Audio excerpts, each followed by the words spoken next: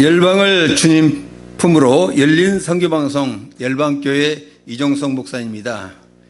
기도드리겠습니다. 고맙고 감사하신 아버지 하나님, 오늘 열린 선교방송을 청취하신 시청자 여러분들과 성령 충만을 받으라는 주제로 은혜를 나누고자 합니다. 성령님께서 함께하사 감화 감동시켜 주시고 잠자는 영혼을 깨우게 하사 신앙의 활력을 회복할 수 있도록 도와주시옵소서. 예수님의 이름으로 기도드렸사옵나이다. 아멘. 할렐루야. 기독교 신앙인이라면 성령 충만을 받으라 많이 들어오는 말씀이죠.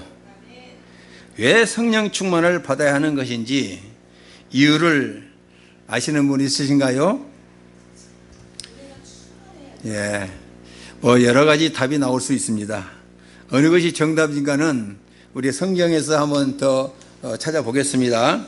오늘 성경 본문 말씀은 한번 읽어보겠습니다. 에베소서 5장 17절에서 15절에서 18절까지 말씀을 읽어보겠습니다. 제가 이렇게 읽어드리겠습니다. 그러므로 어리석은 자가 되지 말고 오직 주의 뜻이 무엇인지 이해하라. 술 취하지 말라. 이는 방탕하는 것이니 오직 성령의 충만함을 받으라. 시와 찬미와 신령한 노래들로서 서로 화답하며 너희 마음으로 주께 노래하며 찬송하며 범사에 우리 주 예수 그리스도 이름으로 항상 아버지께 감사하며 그리스도를 경외함으로 피차 복종하라. 오늘 우리가 성령을 충만하게 받기 위해서 오늘 에베소서를 통해서 우리가 말씀을 보았습니다. 성령을 충만하게 받아야 할 이유가 오늘 그 5장 15절에 보면 너희가 어떻게 행할 것을 자세히 주의하여 지혜 없는 자 같이 말고 오직 지혜 있는 자 같이 하여라고 했습니다. 우리가 오직 지혜 있는 자 같이 신앙생활을 하기 위해서 성령 충만을 받아야 되는 겁니다. 또 17절에 보면 오직 주의 뜻이 무엇인가 이해하기 위해서 어떻게 해야 할 것인가는 성령 충만을 받으라는 것입니다.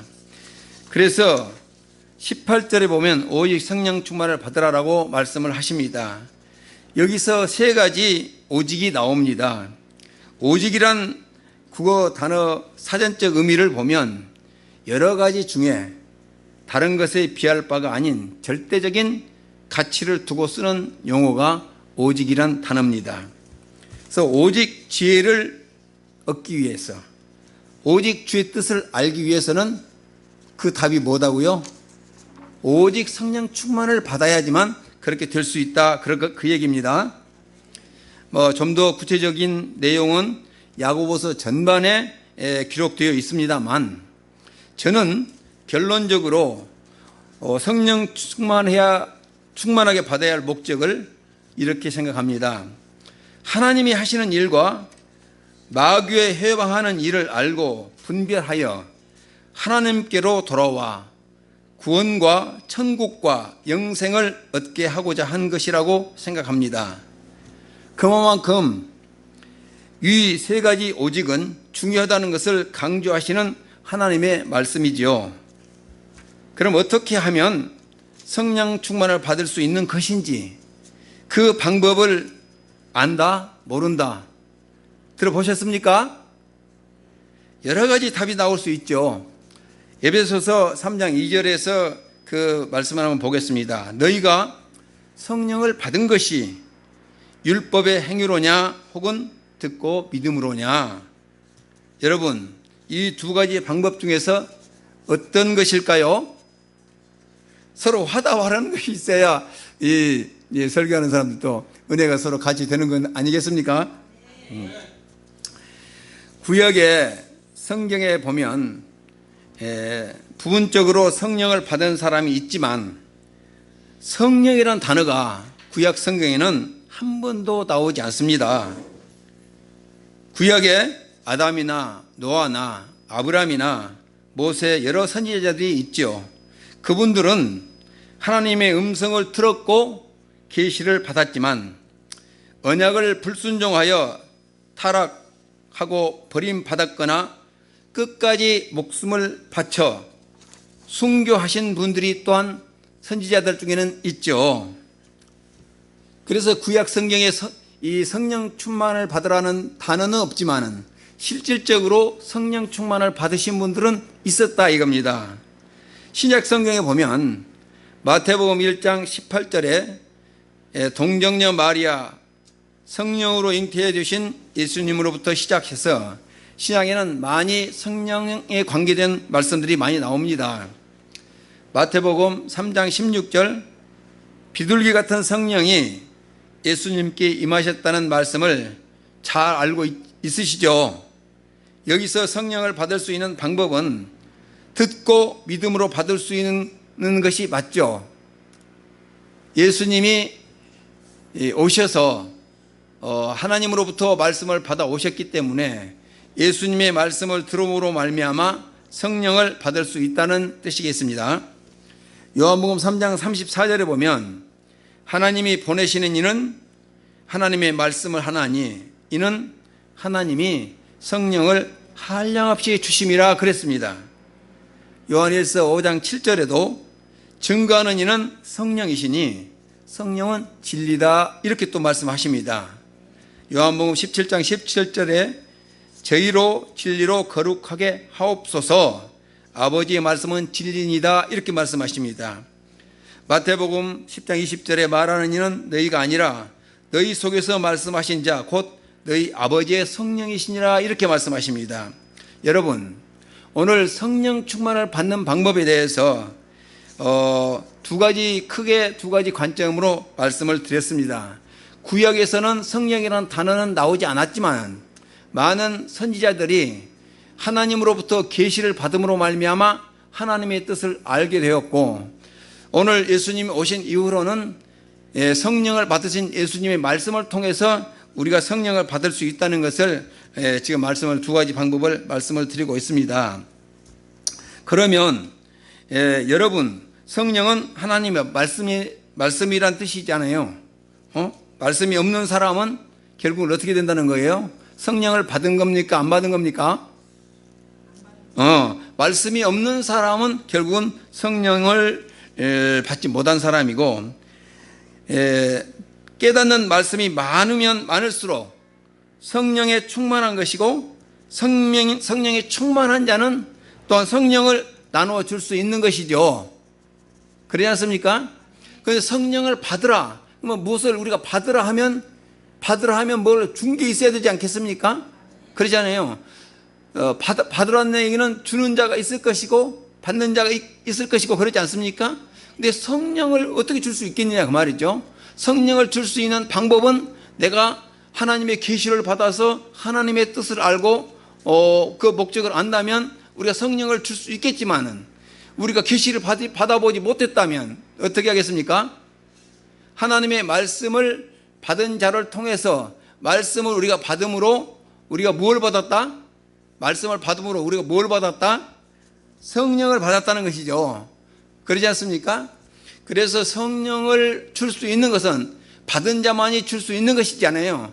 이게 받은 자만이 줄 수 있는 건데 우리가 받을 수 있는 방법은 두 가지 방법이라고 그랬잖아요. 하나는 계시를 받았거나 그렇지만 성령을 받은 사람으로부터 말씀을 전해 받았거나 해서 내가 말씀을 받았다 하면 그 말씀이 곧 성령이라고 하기 때문에 내가 말씀을 준다는 것은 무엇을 준다는 거겠어요?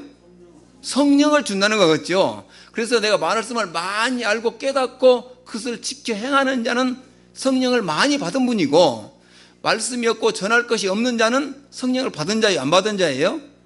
못 받은 자잖아요. 그래서 우리는 말씀을 가까이 해야 될 줄 믿습니다.